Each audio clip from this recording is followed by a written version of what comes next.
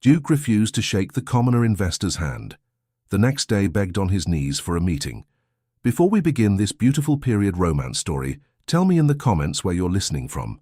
I love knowing where you're joining me from. The carriage wheels rattled over the cobblestones as if they too were nervous. Eleanor Whitford smoothed her gloved hands over her skirts and tried not to show how tightly her fingers were clenched. There was no use pretending she was calm. Her mother saw straight through her as she always did. "You may still tell the driver to turn back," Mrs. Whitford said quietly. "No one forces you to stand in a room full of strangers and invite their judgment." Eleanor gave a small laugh that did not sound like laughter at all. "No one forces me," she said, "except the rent collector, the grocer, and the price of coal. Besides, I told Mr. Bexley I would attend. He has been kind to me. He expects me to speak this evening." Her mother's lips tightened. "Kind," she repeated. "Men are kind when it amuses them. Then they grow weary of the entertainment and change their minds. Promise me you will not mistake attention for respect." "I do not," Eleanor said. "That is why I brought the figures." She tapped the small leather folder on her lap. Inside were the notes she had prepared, neat columns of numbers, projected returns, and risks. She had worked on them by candlelight, long after her mother had gone to bed.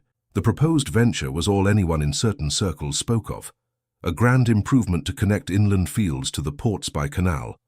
To some, it was a visionary scheme. To others, a dangerous gamble. To her, it was an equation. The carriage slowed, then stopped before a tall townhouse ablaze with lamplight. Voices and laughter floated out when the door opened. A footman lowered the steps and helped them down. "Remember," her mother whispered, leaning close. "I owe them nothing beyond your manners." Eleanor nodded and lifted her chin, as if it were not her heart at stake, but only an evening. Inside, the air was warm with too many bodies, wine and polished wood. The drawing-room glittered with crystal and conversation. Gentlemen stood in small knots, their coats dark against the pale gowns of the ladies. Somewhere, a violin played. Somewhere else, someone laughed too loudly. Their host, Mr. Bexley, spotted them at once. He moved through the crowd with the ease of a man who knew the worth of every guest he greeted. "Miss Whitford," he said, bowing. "Mrs. Whitford, I am honored you have come. You are almost scandalously punctual." "I find tardiness more scandalous than punctuality, sir," Eleanor replied, managing a smile. He grinned. "You see," he said to the gentleman beside him, "sharp as a steel pen. Gentlemen, allow me to present the young lady who has perfectly predicted the last 3 trades I made and saved me from a disaster I was foolish enough to consider." A murmur, a few polite smiles, a few raised brows. "Miss," someone asked. "Whitford," Bexley repeated. "Daughter of the late Mr. Arthur Whitford, of mercantile fame." At her father's name, Eleanor felt that familiar pinch under her ribs. Some of the faces before her brightened with recognition. Others cooled. The failed venture had not been entirely forgotten then. For some, her father was still the man who had overreached and fallen. "Ah," one gentleman said. "Yes, I recall. A rather unfortunate business." "Yes," Eleanor answered calmly. "Unfortunate and not so simple as the rumors made it. But tonight we are here to discuss your future ventures, not my father's past." A few smiles, a few glances exchanged. Her tone had been very nearly bold, but Bexley laughed and patted her arm. "Exactly so," he said. "You will find Miss Whitford does not waste words. We will all be the better for it. Come, allow me to show you the table. We shall have our little presentation shortly. Until then, permit the room to admire you." "The figures, you mean," she murmured. "The mind behind them," he countered. "Now go and terrify some bankers." He moved away to greet other guests, leaving Eleanor and her mother near a side table covered in papers and a large map with lines drawn in ink. "Mrs. Whitford leaned close. "They look at you as if you were some strange animal," she said softly. "Half curiosity, half amusement." "I would rather be a curious animal than invisible," Eleanor replied. "At least this way they must decide what they think of me." "And you care what they think?" She paused. "I care that they listen," she said. "If they listen, they will remember. If they remember, perhaps they will deal with me next season, or the one after. That is all." Her mother looked unconvinced, but she said no more. Eleanor watched the room with a practiced eye. She could almost see the invisible lines between people, the way some men shifted to include another as he approached, and others tightened their circle to exclude a less important guest. Titles floated around her like unseen crowns: Viscount, Earl, Marquis. She knew some of the names, others she had only read in the newspapers. Near the fireplace, a small group stood slightly apart, commanding a steady stream of attention. A tall man with hair as dark as his coat listened with a faintly bored expression as someone spoke to him, his posture easy, his presence unmistakable. People seemed to arrange themselves around him without thinking. "Is that—" she began. "Yes," her mother said under her breath. "That is the Duke of Hawthorne." The name rang like a bell. Everyone knew it. The Hawthorne estates were the stuff of conversation and envy. Acres upon acres of land, tenanted farms and ancient houses. The Duke himself was said to be severe, proud and meticulous, a man who took his responsibilities seriously and his own place in the world even more so. Eleanor had never seen him in person. Now she studied him with the same attention she gave a ledger. He was not handsome in a romantic tale's way, but there was something compelling in his features. A strong jaw, clear grey eyes, a line between his brows that suggested habits of frowning in thought. He stood with the absolute ease of someone who had never had to wonder whether he belonged in any room. He did not look the sort of man who enjoyed being contradicted. "Do not stare," her mother murmured. "I am not staring," Eleanor said. "I am assessing risk." Her mother snorted very softly, in a way that told Eleanor she was amused despite herself. Mr. Bexley called for the room's attention a short while later, clapping his hands lightly. "My friends," he said, "thank you for indulging my little experiment. You know we are gathered tonight not only to enjoy good wine and poor music, but to consider the practicalities of this canal venture. Before you are some numbers, some estimates, and a map. There has been much optimism spoken about it, but as we all know, optimism rarely pays the bills." A ripple of laughter. "To that end," he continued, "I have taken the liberty of asking someone with a remarkable eye for figures to examine the proposal.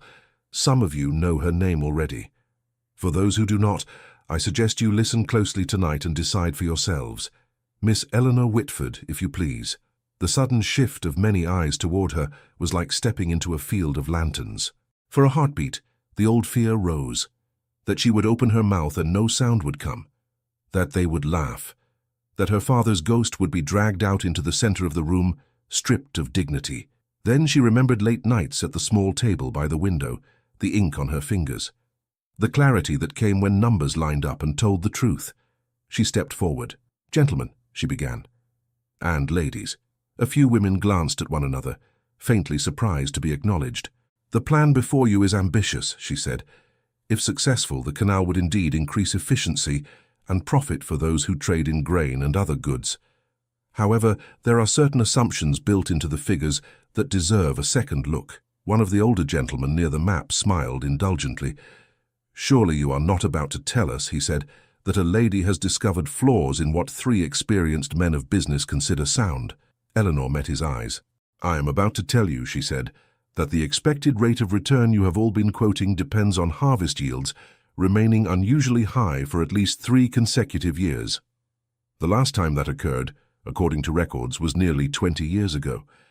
You are also assuming that there will be no interruption in labor due to illness, weather, or political decisions affecting trade. In my experience, interruptions are more faithful than any man's promise." A low murmur. A few of the younger men leaned closer to the table, scanning the figures. "Miss Whitford," someone else said, a touch sharper, "if you topple all our assumptions, what do you recommend? That we take all our money and hide it under the mattress?" She allowed herself a small smile. "Only if your mattress pays 5% annually," she said. "Otherwise, I recommend adjustments, not abandonment." She moved closer to the map and pointed to a note. "If you reduce the initial investment by 10% and accept a slightly lower return over a longer period," she said, "you reduce your exposure to a bad year or 2. You also may consider partnering with existing road carriers rather than assuming you can immediately capture all their business. Shared risk is not as glorious as total control, but it keeps more men solvent." A few brows rose. One man looked over the notes she had provided. "She is correct about the last 10 years of harvest records," he said quietly. I have them in my own books. And who compiled these projections? Another asked. Your own clerk, sir, Eleanor replied gently. I only read them. There was a pause, then a cautious spatter of laughter. The older men exchanged a look that hovered between annoyance and reluctant admiration. Bexley stood to one side, his eyes dancing. Let us say then, he said easily, that the scheme is not foolish but over-optimistic, and Miss Whitford recommends moderation. A dull word, but a safe one. It is not dull to those who have lost everything, Mrs. Whitford murmured under her breath. Eleanor pretended not to hear. Questions followed. Some were genuine, others designed to test her. She answered as clearly as she could, keeping her tone respectful but firm. When someone suggested that women were naturally cautious and therefore unsuited to more daring ventures, she replied that daring was commendable when one was the sole bearer of its consequences. And when you are not, he asked. Then it is not daring, she said. It is irresponsible. Another ripple of laughter, sharper this time. Even some of the ladies smiled. Through it all, she was aware of the Duke of Hawthorne standing at the edge of the group, listening. He had not spoken yet. His gaze moved between the map, the papers, and her face. She felt it like a weight on her skin. At last, when the questions had dwindled, Bexley clapped his hands again. Enough figures for one evening, he said. Miss Whitford has given us much to consider. You may now drink to her prudence or curse her for spoiling your splendid fantasies, as you please. Miss Whitford, you have my gratitude. He bowed to her, and several men nodded or offered a brief word of thanks as they drifted away to speak with one another. The knot of listeners loosened. Conversation resumed in many corners of the room. Eleanor exhaled slowly. Her hands were trembling under her gloves. You did well, her mother whispered. They cannot say otherwise. They will say what they please, Eleanor answered, but at least I spoke plainly. She turned to move away from the table and almost collided with a dark coat. She looked up. The Duke of Hawthorne stood before her. Up close he seemed even more contained, as if nothing ever truly startled him. His eyes were cool and steady. Miss Whitford, he said. Your Grace, she replied, dipping a small curtsy. I have heard your analysis, he said. It was thorough. Thank you, she said carefully. Though, he added, I cannot say I share your aversion to risk. There are enterprises in which boldness is rewarded, not punished. Certainly, she answered, provided those who bear the risk also reap the reward, and those who bear the loss were allowed to choose it. His brows lifted very slightly. A moralist as well as a mathematician, he said. How rare. I do not think morality is rare, Your Grace, she said quietly, only inconvenient. For a second, something almost like interest flickered in his eyes. Then it was gone. Inconvenient truths are the ones people neglect, he said, until they themselves suffer. Yes, she said. That is very often the case. He looked at her for a moment longer, as if measuring how far he would allow this conversation to go. And tell me, Miss Whitford, he said, do you intend to build an entire career on advising men how to limit their ambitions? If their ambitions are built on sand, she replied, I think it a kindness to tell them before the tide comes in. A few nearby gentlemen had turned their heads toward them, curious to see how far she would go in answering him. Eleanor felt the attention and knew she walked a sharp edge. The Duke's mouth curved in something that was not quite a smile. Ambition, he said, is rather more than a calculation on a page. It may begin as a feeling, she said, but it ends as a sum, Your Grace, a sum that must be paid by someone. There was a small silence. Her mother shifted, nervous. At last, he inclined his head slightly. Your mind is sharp, he said, but sharpness can cut more than you intend. I am aware, she said. That is why I take care where I apply it. His gaze dropped very briefly to her gloved hand, where it rested by her side, the leather folder tucked under her arm. Then, perhaps because the moment required some gesture of civility, perhaps because others were watching, he straightened. In any case, he said, it is unusual to see a lady engaging in such matters. I should not like to think Mr. Bexley has lured you into them only for his own amusement. I entered them of my own will, she said, and I remain because I am good at them. A man nearby gave a soft chuckle. The Duke's eyes cooled a fraction. You are certain? He said. You do not aspire to the usual comforts of your sex. A quiet home, a reliable husband, and accounts no more complex than the weekly bills. I aspire, she said steadily, to a quiet conscience. The rest I will accept as it comes. There was a faint tightening around his mouth. Conscience, he said. Another inconvenient thing. He seemed about to say more, then glanced over her head. Someone was approaching. Their host. Your Grace, Bexley said, bowing. You have met Miss Whitford, I see.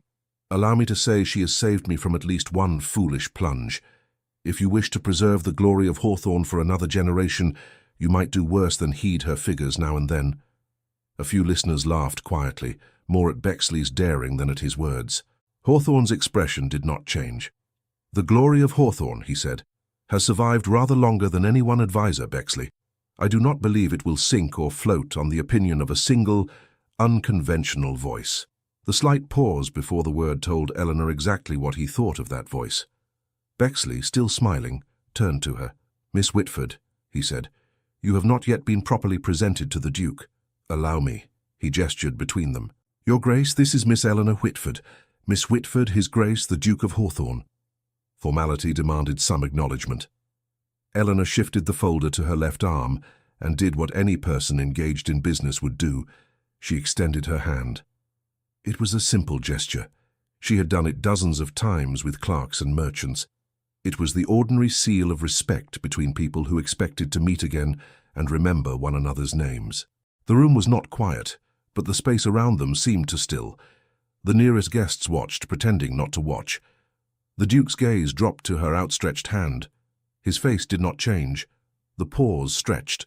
Then, very slowly, he clasped his own hands behind his back.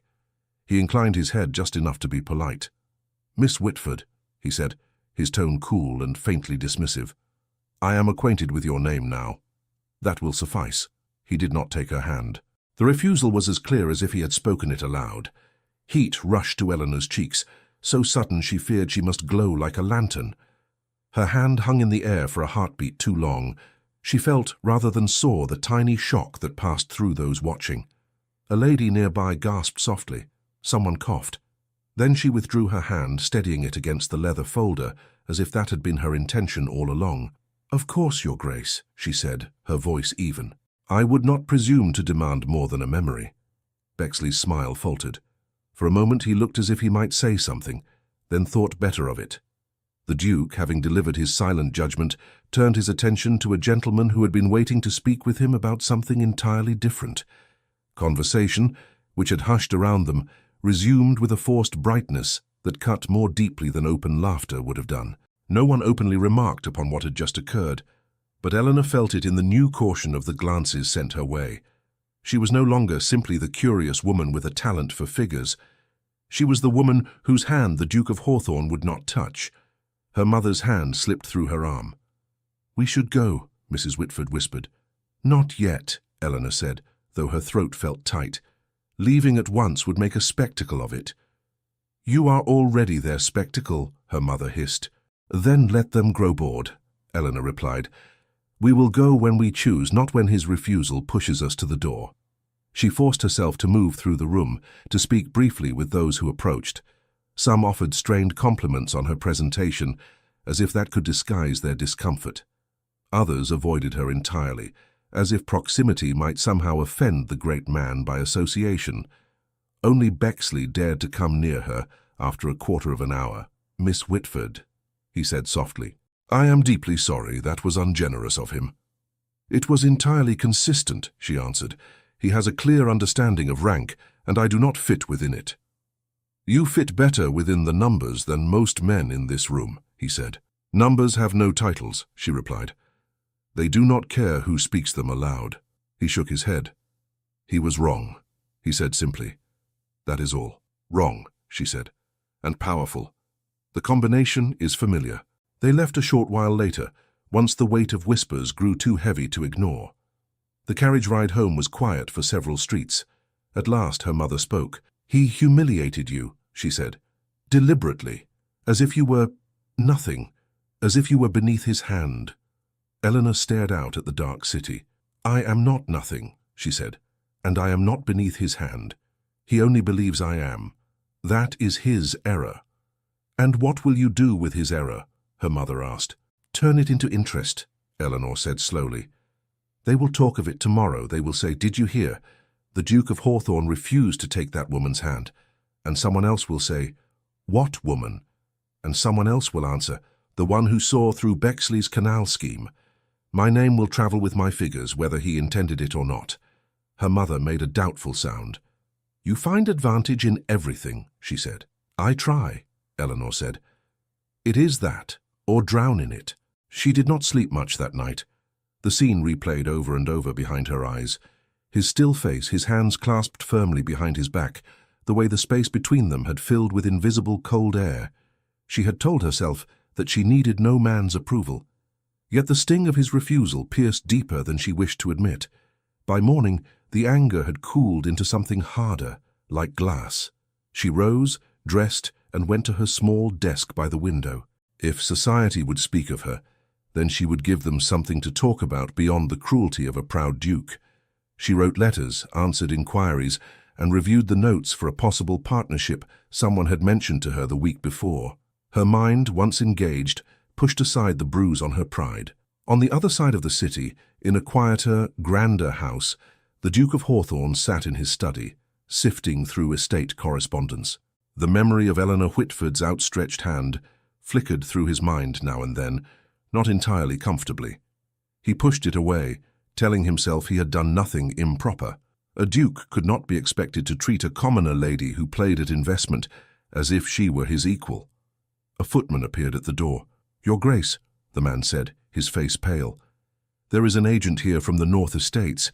He says the matter cannot wait. He insists upon seeing you at once." Hawthorne frowned. "Send him in," he said. Moments later the agent entered, hat in hand, his expression grave and strained.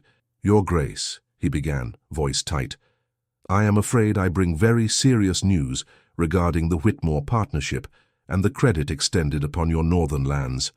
For a moment the room seemed to narrow around the agent's strained face. "Speak plainly," Hawthorne said. "What has happened?" "The Whitmore partnership has collapsed, Your Grace," the man answered. "Mr. Whitmore has defaulted on his obligations entirely. The creditors mean to press their claims at once." Hawthorne's fingers tightened around the edge of the desk. "Whitmore cannot simply collapse," he said. "He has assets, land, warehouses." "Not enough to satisfy what he owes," the agent replied. "He drew against your name, Your Grace, against the expected profits of the northern harvests, the proposed improvements, and the contracts tied to them. With his failure, the lenders turn to the surest security they possess." "The Hawthorne estates," Hawthorne said flatly. The agent swallowed. "Yes, Your Grace." There was a brief silence. Outside, a carriage rolled past, its wheels faint through the thick walls. "How exposed are we?" Hawthorne asked. The agent pulled several folded papers from his case. "These are the figures," he said. "I have done my best to estimate. If the creditors press for immediate repayment and no accommodation is reached, a considerable portion of the northern lands could be seized or forced into sale. The tenants would suffer. Your reputation would be altered." "Altered," Hawthorne repeated. "That is a delicate word for ruin." He took the papers and scanned them. The columns of numbers spoke more clearly than the agent's hesitant phrases. Whitmore had extended himself recklessly, confident that the Hawthorne name would steady him. The lenders, equally confident, had granted more lenient terms than they otherwise would. Now that confidence turned like a blade. "Whitmore assured me," Hawthorne said, "that his private ventures would not touch my estates." "Assurances do not weigh in the balance as heavily as ink, Your Grace," the agent said quietly. "His signatures and yours appear together on too many documents." Hawthorne felt a tightness in his chest that had nothing to do with physical strain. "Has word of this reached London?" he asked. "Not yet in its full severity," the agent said, "but it will. Lenders talk among themselves. Clerks talk. By the time the week is out, there will be whispers. By the end of the month, there may be printed hints in the newspapers, depending on how matters proceed."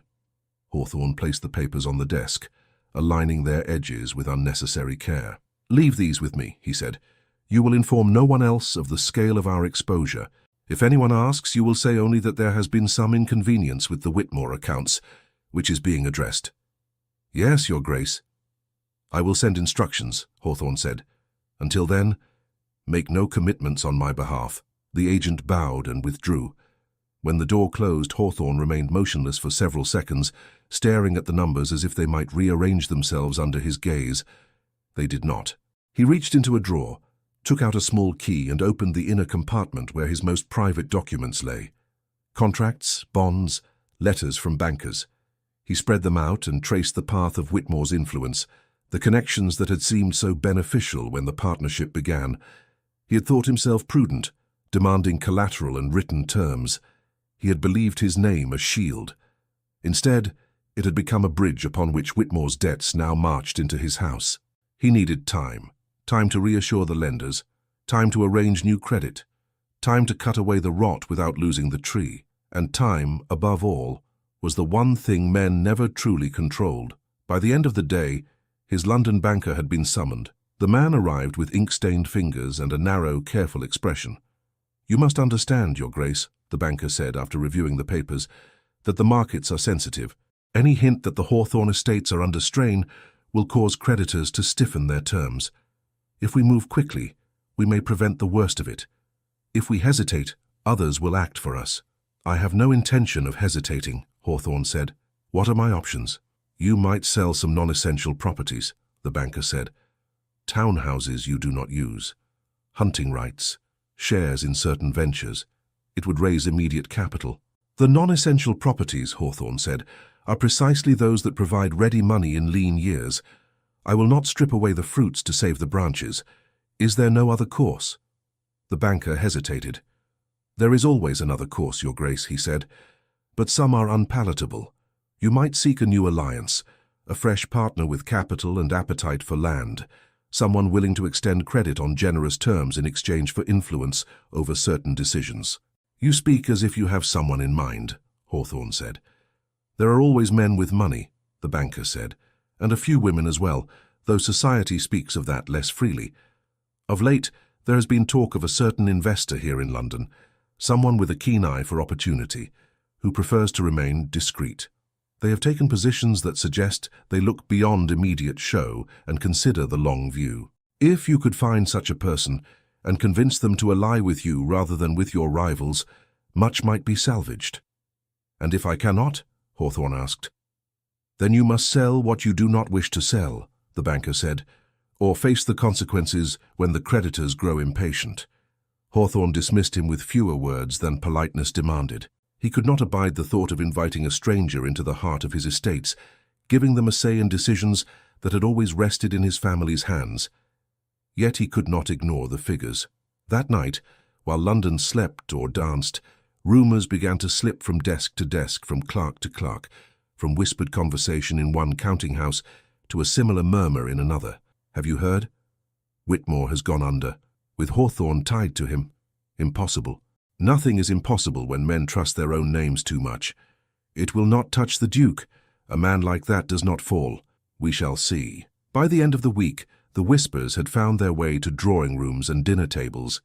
They did not name the sums, they did not speak openly of ruin, but they did suggest that the Duke of Hawthorne was, for the first time, vulnerable. In a modest house several streets away from the fashionable squares, Mrs. Whitford set down a folded newspaper with a sharp breath. "Listen to this," she said.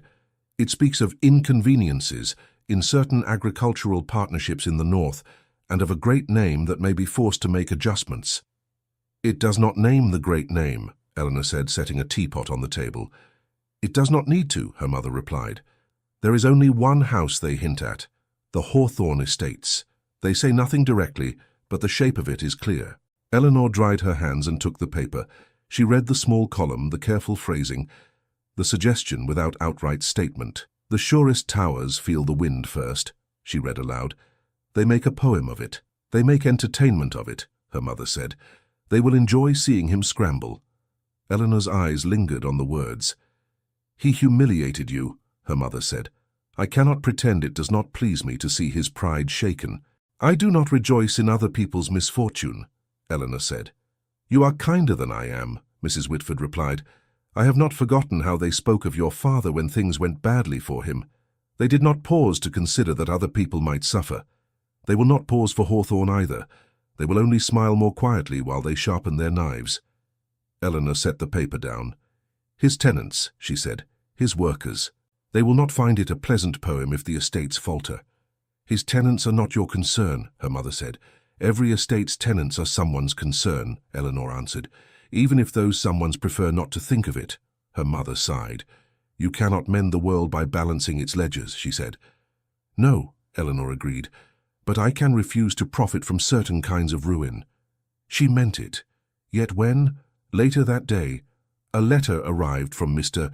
Bexley asking whether she might advise on a matter touching certain northern lands and potential acquisitions, she opened it with more interest than she would have liked to admit. The letter was brief. My dear Miss Whitford, you will have heard by now the whispers about the Whitmore failure and its consequences. It seems parts of those northern arrangements may soon be available for those with the sense and means to act quickly. I have been approached by an old acquaintance, Lord Wycliffe, who takes a keen interest in such matters. He has heard of your talents and expressed a wish to meet you. I believe you might find the conversation mutually beneficial. If you are willing, I should like to arrange a small private gathering where we may discuss the possibilities. I assure you, your independence will be respected. You will be under no obligation to agree to anything you do not judge wise. Yours, etc. Samuel Bexley. Eleanor read the letter twice, then a third time. You look as if he has offered you the key to a kingdom, her mother said dryly. Perhaps only the key to a door in its wall, Eleanor replied. But even a small door is useful if one wishes to choose whether to go in or out. Bexley wishes to involve you with Hawthorne's lands, does he not? Her mother asked. You see the name without it being written. Yes, Eleanor said, or at least with contracts that touch his lands. And he wishes me to meet Lord Wycliffe. Her mother frowned. I know the name, she said. He is not as grand as Hawthorne, but he is no minor figure. They say he is clever, and that he smiles more than he should. They say the same of foxes, Eleanor said. Foxes survive by taking what others do not guard closely, her mother replied.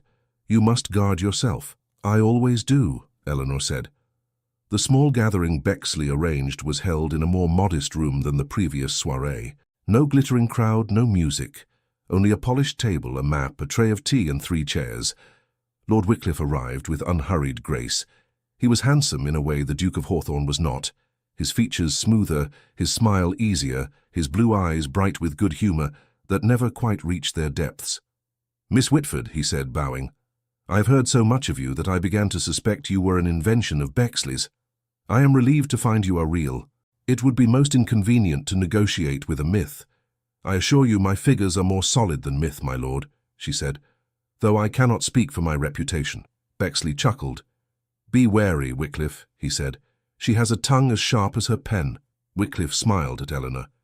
A sharp tongue can be very useful, he said, provided it is attached to a mind that knows when to use it. And when not to, she asked. He inclined his head. Exactly so. They sat. Bexley unfolded the map of the northern region. Lines marked boundaries, rivers and villages. You are already aware, Bexley said to Eleanor, of the trouble with Whitmore. Lord Wycliffe believes that certain parcels of land and associated contracts may soon be available at advantageous terms. Available is a polite word, Eleanor said. One might also say, pried loose from a wounded hand. Wycliffe's smile did not falter. Commerce is rarely gentle, Miss Whitford, he said. The question is whether we leave matters to those who care nothing for the land and only for quick profit, or whether we, who might manage them with some regard for their future, step in. And your regard for their future is disinterested, she asked. I do not claim sainthood, he said. I claim only efficiency. The Hawthorne lands are valuable, but their current encumbrances make them fragile. With the right investment and restructuring, they could be made both profitable and stable. If, however, those controlling them refuse help out of pride, the result will be worse for everyone. Hawthorne is not a man who welcomes help, Bexley remarked. I am aware, Wycliffe said. We have crossed paths before. There is no love lost between us, but I do not seek to embarrass him. I seek opportunity. If I acquire certain debts and contracts from his creditors, I can offer him terms better than any stranger would. He may refuse. If he does, I am not obligated to stand still and watch his house fall. I am free to act in my own interest. "And where do I enter this picture?" Eleanor asked. Wycliffe leaned back in his chair. "I have capital," he said, "but not without limit. I also have a name that makes some people suspicious when I appear too eager. You, Miss Whitford, have shown that you understand both risk and restraint. You have, if I may say so, a reputation for seeing beyond immediate advantage. I would like you to join me in this. Your investments, your judgment, my connections, my title."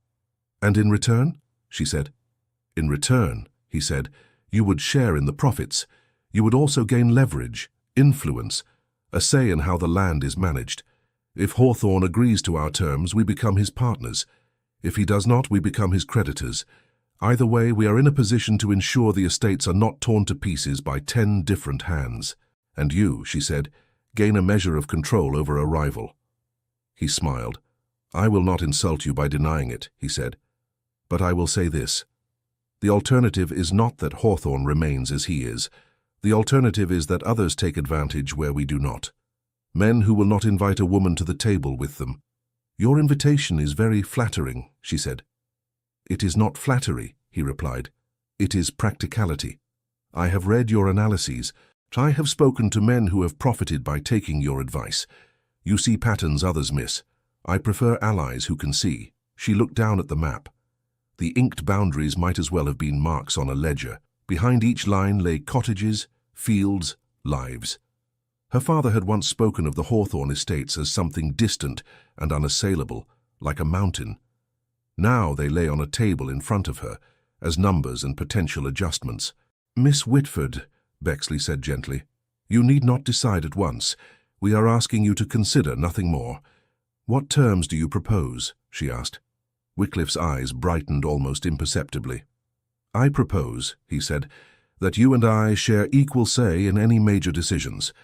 No agreement will be made with Hawthorne without your approval. You will have full access to all figures and documents. You will invest what you deem wise.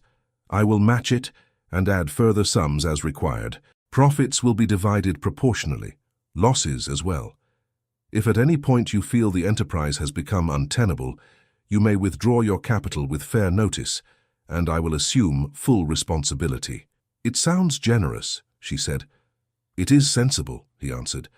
"I have no wish to trap an unwilling partner. I would prefer you remain because it suits you, not because you cannot escape." "What assurances do I have," she said, "that my name will not be used to shield decisions I did not approve?" "You will have a written agreement," he said, "signed and witnessed, one that makes clear who bears responsibility for which choices. You have learned, I think, the cost of vague arrangements." Her gaze flickered briefly. He had touched the wound of her father without naming it. "I do not wish to profit from another man's collapse," she said. "Even if that man once refused to take my hand." Wycliffe regarded her steadily. "Do you believe," he asked, "that your father would have refused a chance to stabilize a great estate, if doing so could also secure his family's future and give him the power to prevent abuses?" Her throat tightened. "My father," she said, "would have read every line 3 times before he agreed." "Then do the same," Wycliffe said gently. "Read every line. Ask every question. If you conclude that this is merely a scavenger's game, walk away, and I shall not press you again. If you conclude that your presence might lessen the harm that is already coming, then join me, and we will proceed carefully." She folded her hands. "I will need to see the exact terms you propose," she said, "and I will draft my own conditions. If we cannot agree on them, there will be no partnership." "Of course," he said, "I would expect nothing less." They parted with polite bows. Bexley walked her to the door. "You do not trust him," he said quietly. "I trust that he wants something," she replied. "I trust that he is clever. I trust that he does nothing without calculating the benefit. That is enough trust for now." "And Hawthorne?" Bexley asked. "What of him?" she said. "If you do this," he said, "you will, in effect, hold some portion of Hawthorne's fate in your hands." She looked at the grey sky beyond the window. "Perhaps," she said, "but fate is a grand word. In practice, I will hold numbers. He will choose what to do with them." Over the next days, letters passed between her and Wycliffe, proposed terms, counter-proposals, neat lines of writing that gradually shaped an agreement. She insisted on clauses that protected her independence, that made clear she was not bound to any course she judged unjust. Wycliffe accepted most of them, quibbled over a few, and yielded enough to satisfy her that he meant to keep his word, at least as long as it suited him. Mrs. Whitford watched the process with unease. "You are tying yourself to men who live in a world that devoured your father," she said. "I'm tying myself to paper," Eleanor said. "If the paper burns, I walk away." "You say that as if men with titles always let women walk away," her mother replied. "Then I will run," Eleanor said, half lightly, half not. At last, a final version of the agreement lay on her desk. All that remained was to sign it in Wycliffe's presence, with Bexley as witness. "The day after tomorrow," she said, reading the note confirming the appointment. "At 3 o'clock. Her mother stared at the date. "Once you sign," she said, "there may be no easy unsigning." "I know," Eleanor said. She slept restlessly that night. In her dreams, the map of the Hawthorne lands blurred into the old contracts her father had once trusted, and Lord Wycliffe's easy smile mingled with the cool eyes of a duke who would not touch her hand. In another part of London, Hawthorne was hearing a different version of the same story. His banker had returned, this time with a different manner, less cautious, more urgent. "Your Grace," he said, "the situation develops quickly. One of your principal creditors has sold a portion of Whitmore's obligations to another party." "To whom?" Hawthorne demanded. "To Lord Wycliffe," the banker replied, "and he is not acting alone. There is someone behind him, someone who has agreed to invest a considerable sum, on the condition that they share equal say in how any arrangement with you is framed." "Who?" Hawthorne said sharply. "That," the banker said, "was not initially clear. They have been discreet, but I have made inquiries. There is a name that appears quietly in several recent transactions, one that was not taken seriously at first. It seems we were all too slow to observe the pattern." "Whose name?" Hawthorne said. The banker hesitated only briefly. "Miss Eleanor Whitford, Your Grace," he said. "She is the investor who stands behind Lord Wycliffe, and in 2 days' time she is expected to sign an agreement that will give her a decisive voice in matters concerning your northern estates." For a moment Hawthorne did not understand the banker's words. "Say that again," he said. "Miss Eleanor Whitford," the banker repeated. "She is the investor behind Lord Wycliffe. By all accounts, she will sign the agreement the day after tomorrow." Hawthorne's hand tightened on the edge of the desk. "That is impossible," he said. "Miss Whitford is a young lady of modest means who amuses herself with figures. I met her only recently. She spoke well enough, but you will not persuade me she commands the capital to move my estates." The banker did not flinch. "With respect, Your Grace, your information is out of date," he said. "Over the past 2 years, she has made a series of clever, carefully timed investments, some through intermediaries, some directly. Small sums at first, then larger. She has compounded her gains, quietly. If she chooses to commit a portion of her resources to this arrangement with Lord Wycliffe, it will be significant." "And you knew none of this?" Hawthorne demanded. "I knew of transactions," the banker replied. "I did not see the pattern at once. There was no reason to link them to a single mind. Only when her name appeared in connection with Wycliffe did I look more closely. Others will do the same now." Hawthorne turned away, pacing to the window. The memory of her stood there, annoyingly vivid.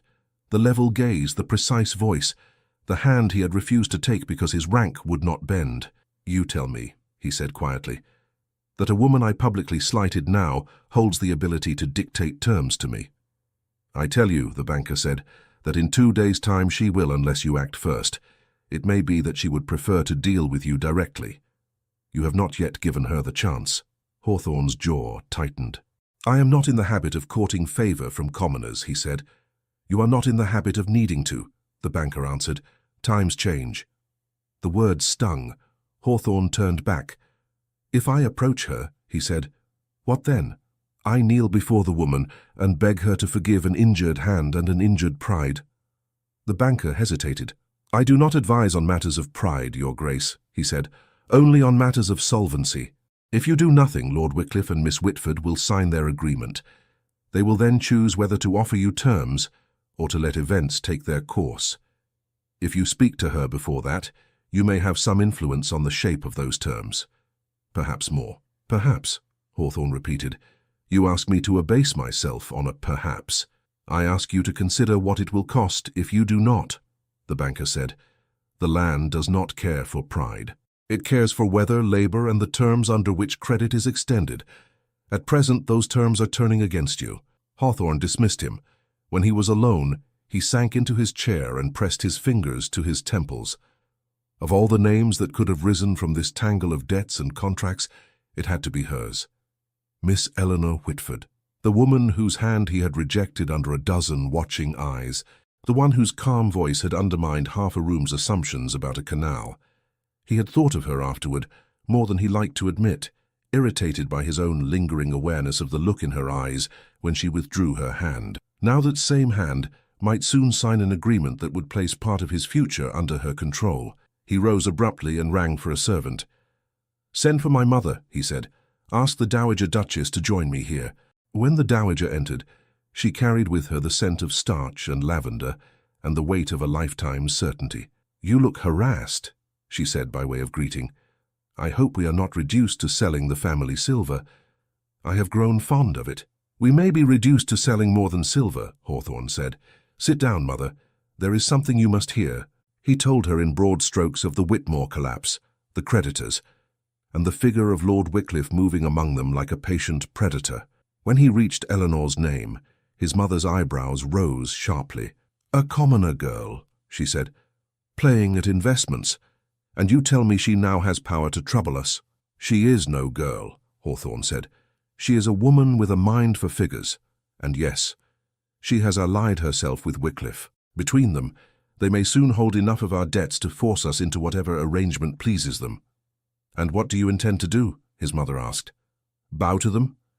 He hesitated. "I intend," he said, "to speak with Miss Whitford before she signs anything. If she has any sense, she will see that associating too closely with Wycliffe carries its own risks. I can offer her stability, he cannot." "You would offer her anything?" the Dowager demanded. "After she has placed herself in opposition to you." "Placed herself," Hawthorne repeated. "I placed myself in opposition to her the moment I treated her as beneath my courtesy." His mother pursed her lips. "You are a duke," she said. "You must remember that. You do not chase after commoners and apologize because they have learned to shuffle figures on a page. She has chosen her company. Let her live with it. We will weather this storm as we have weathered others." "This storm is different," he said. "It strikes at the foundations, not the branches." "If that is so," she replied, "then cut away some lands. Sell whatever parcels are least essential. Sacrifice pieces to save the whole. But do not make a spectacle of yourself before a woman who would dine out on the story for years." He looked at her, seeing in her face the creed that had shaped his childhood. Hawthorne's did not bend. They did not apologize. They endured and expected others to do the yielding. "That strategy has already cost us more than you know," he said. "What do you mean?" she asked. He shook his head. "Nothing," he lied. "For now, I must decide how far I am willing to go to preserve the estates." "Go as far as reason demands," she said. "But remember who you are. Remember that every eye watches for any sign that Hawthorne is weakening." When she had gone, he stood alone at the window, watching the pale London sky. "Remember who you are." At this moment he was a man whose lands could be seized by strangers, a man who had allowed arrogance to sour his judgment, a man who might soon be forced to answer to a commoner woman for decisions on fields his family had held for generations. He thought of the way she had extended her hand, not boldly, not coyly, simply expecting that a civilized man would respond in kind. He had refused her, not because there was anything unclean about that hand, but because it offended his sense of order to treat her as his equal. Now that same hand held papers with the power to squeeze his estates. He reached a decision. "Tell the coachman to have the carriage ready in half an hour," he told the servant. "I will be going out." "Shall I inform anyone of your destination, Your Grace?" the servant asked. "No," Hawthorne said. "No one. I am visiting a lady." The servant's eyes flickered, but he only bowed and withdrew. The next day passed in a blur of arrangements and restless thought. He obtained Eleanor's direction easily enough. Such things could be discovered without making public inquiries. He learned, too, from his banker that the signing with Wycliffe was set for 3 o'clock on the following afternoon. "After that," the banker had said, "any approach you make will be under different terms. You would be negotiating with a partnership already formed, not preventing it." So his window was narrow. He spent the evening going through more papers, seeking any alternative he could stomach. There were none that did not involve losses he refused to accept. Selling minor properties might cover the immediate calls, but not the full weight if all creditors demanded at once. He needed someone with capital and patience. He needed her. The realization sat ill with him, but he did not push it away. The following day dawned grey. Eleanor sat at her writing table, the neat stack of contracts before her. The ink on them was as yet incomplete. Only her signature remained absent. Mrs. Whitford watched her, a teacup cooling untouched in her hand. "You are still not certain," her mother said. Eleanor traced a finger along the margin of the top sheet. "I am certain of the terms," she said. "I am less certain of the man who will be sitting opposite me when I sign." "Lord Wycliffe," her mother said, "or the shadow of the Duke behind him?" "Both," Eleanor answered. "If I do this, I step into a ring where they have been circling each other for years. They know every advantage, every pressure point. I know only what they show me." "You know more than they expect," her mother said. "Perhaps," Eleanor said, "but I am not foolish enough to believe I am invulnerable simply because I can add and subtract." There was a knock at the door. The servant's voice floated up the stairs. "Miss Whitford, ma'am? A message from Mr. Bexley. He asks that you confirm 3 o'clock at his rooms and wishes to assure you that all is prepared." "Tell him yes," Eleanor called. "I will be there." When the servant had gone, Mrs. Whitford set down her cup. "I must say it again," she said. "I do not like this. You stand between men of power who have never considered your welfare before. If something goes wrong, they will not fall. You will." "If something goes wrong," Eleanor replied, "it will be because I misread the figures. I accept that." Her mother gave her a long, searching look. "There is another thing," she said. "Once you sign, you tie a part of your life to the Hawthorne name, whether he wishes it or not." Eleanor smiled faintly. "He already tied my life to it when his house allowed my father to be ruined," she said.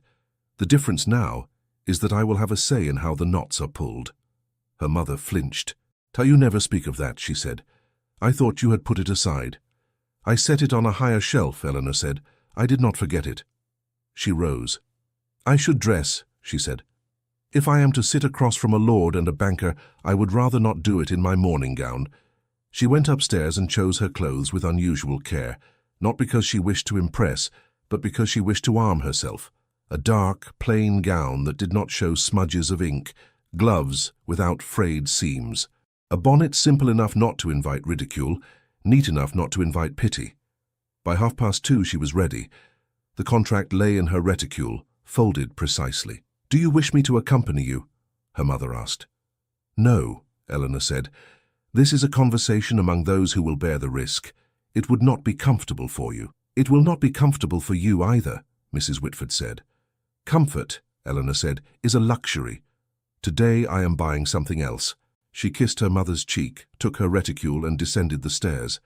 The servant hurried to open the door for her. "Your carriage, miss." He stopped. His eyes widened in surprise. Eleanor frowned. "What is it?" she asked. "A gentleman, miss," the servant said. "He has just arrived. I was about to show him into the parlour." "What gentleman?" she asked. The servant hesitated, as if he could not quite believe the words he was about to say. "The Duke of Hawthorne, miss," he said.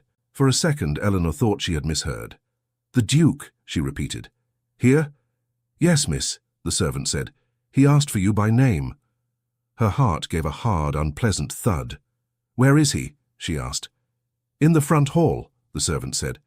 "I did not wish to seat him without your leave." Eleanor drew a breath. Her first impulse was refusal. She could send him away with a message that she was engaged, that her time was already promised, that he must seek his solutions elsewhere. But curiosity rose alongside anger. Why would a man like that come to her house unannounced on this particular day? "Show him into the sitting room," she said. "I will come." She set down her reticule on the hall table and smoothed her gloves once more, as if neat buttons could steady her. Then she walked to the door of the small sitting room and entered. Hawthorne stood near the window, his figure almost too large for the modest space. The room, with its worn rug and simple chairs, seemed to draw back from him. He turned when she came in. For the first time since she had met him, there was no boredom in his face, only tension. "Miss Whitford," he said. "Your Grace," she replied, her tone cool. You have taken me by surprise. That was unavoidable, he said. Had I given you warning, you might have refused to see me. I might still refuse, she said.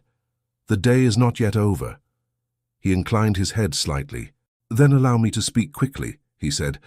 What I have to ask is not easily said, and I have very little time in which to say it. She remained where she was, near the door. You chose not to take my hand when courtesy offered the choice, she said. Now you ask me for time. Why should I give you what you would not give me? A flicker of color touched his cheekbones. I was wrong, he said. You may believe I have not said those words often in my life. I did not recognize the full measure of your position. I misjudged both your importance and your character. That is part of why I am here. Only part, she asked. He grimaced.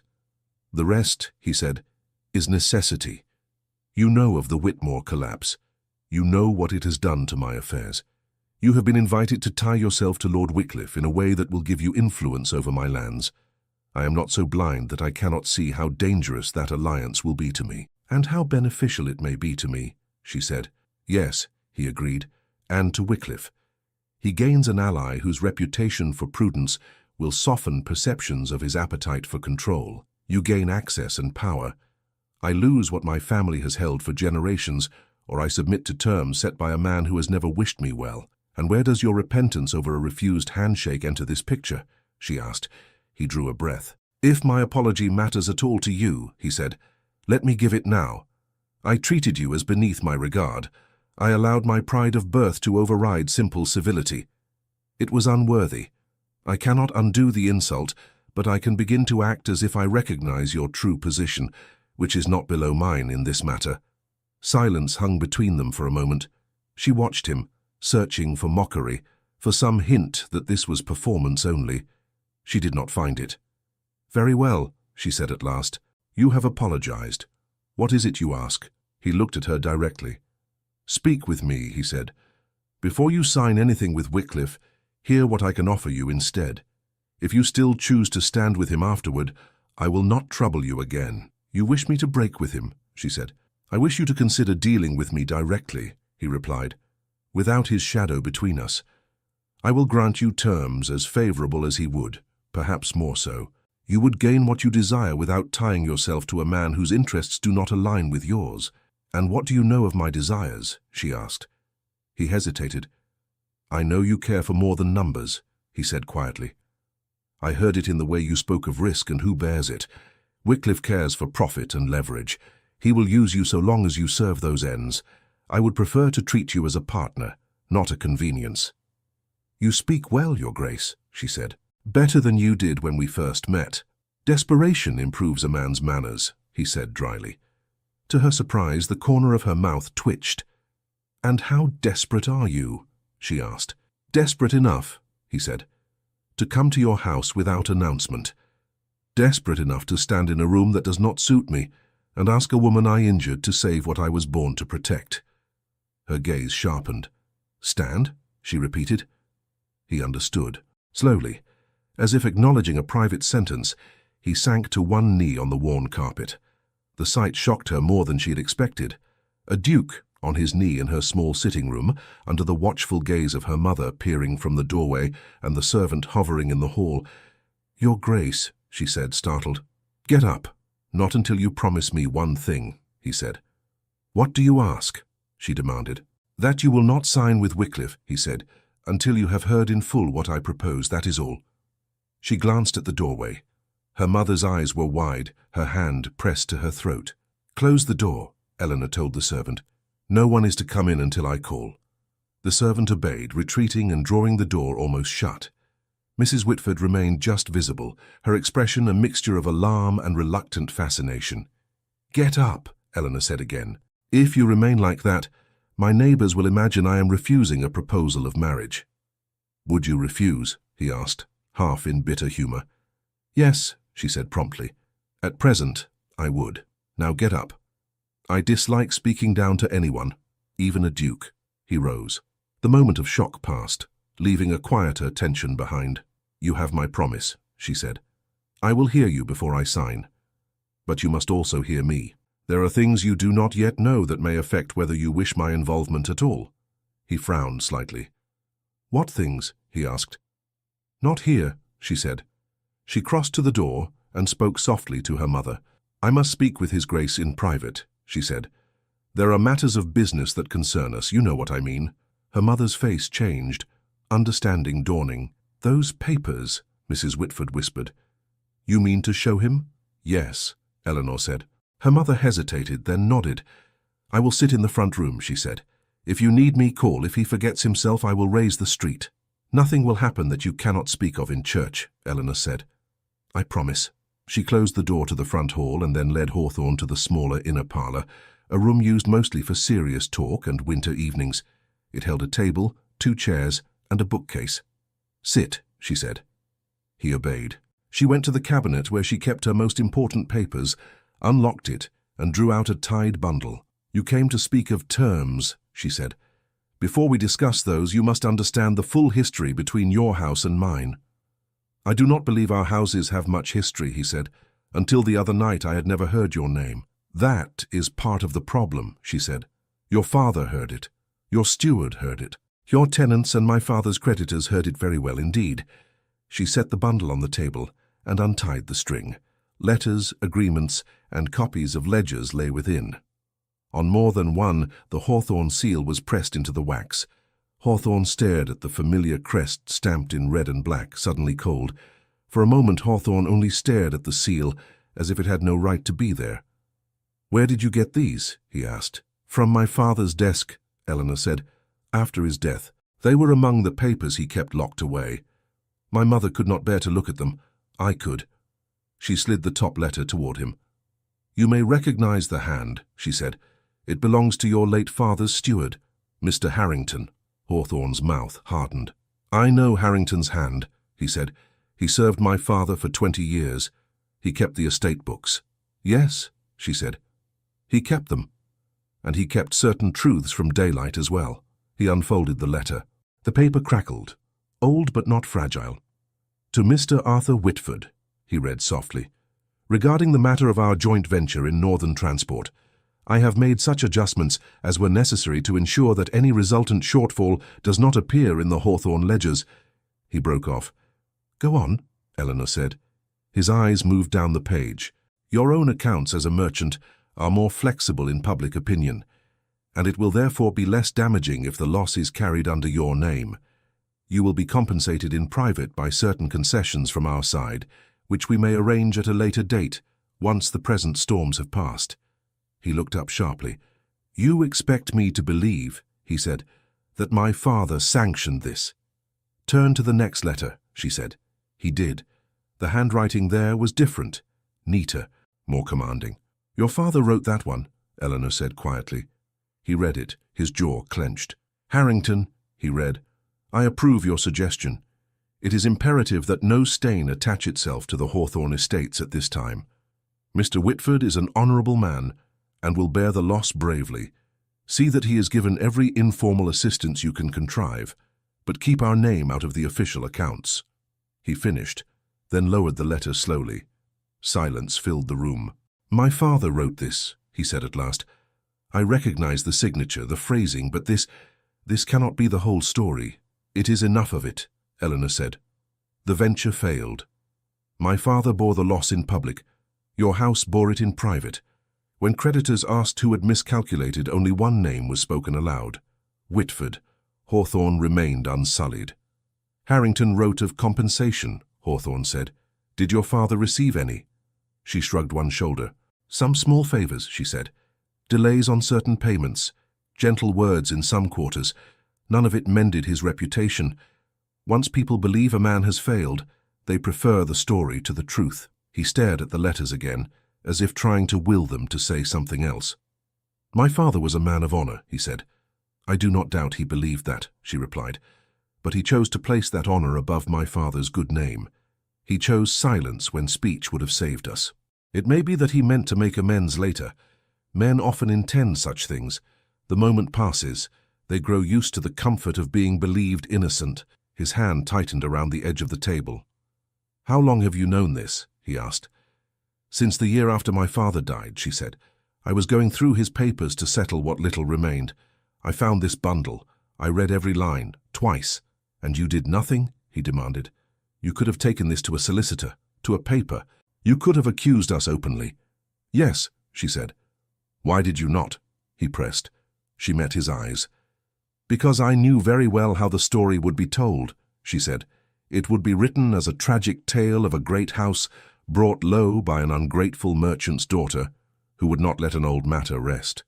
They would say my father sought to drag a noble name into the mud to lift his own. They would question the authenticity of the letters. They would call me embittered. And you cared what they said? He asked. I cared, she said, that the tenants on your lands and the workers in what remained of my father's business would bear the brunt of the upheaval. Creditors do not punish only the man at the head table. They punish everyone. He sat back, shaken. You have carried this for years, he said, without speaking. I spoke, she said, to my mother, to myself, to ledgers. Paper listens, if no one else does. He closed his eyes briefly. My father was not the monster you might imagine from this letter, he said quietly. He was stern, proud, but he believed he did his duty. So did mine, she said. They both believed they were doing what was necessary.